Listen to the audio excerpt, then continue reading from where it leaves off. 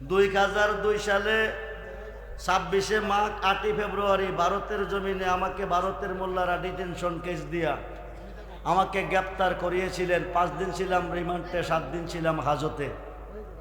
আমি মুক্তি পেয়েছি গাউসে পাকের উসিলায়। আমার কোনো মুক্তি ছিল না, ডিটেনশন কেস। ভারত পাকিস্তান লক্ষ লক্ষ সৈন্য মোতায়েন কাশ্মীর নিয়ে। 2002 সালের ঘটনা, কোন সময় যুদ্ধ লেগে যা।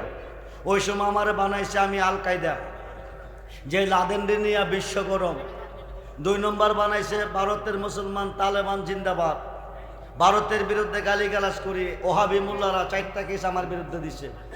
7 দিন ছিলাম হাজতে, 5 দিন ছিলাম রিমান্ডে। এটা মুক্তি সাহেব জানে।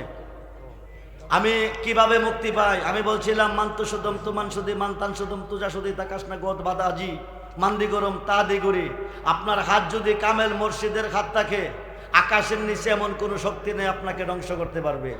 তারে জমেও সয় না, বাঘেও খায় না, প্রেমিক যে জনা। আমি আমার মসজিদের কাছে বলছিলাম, বাবা যান আমি যেখানে তুমিও সেখানে।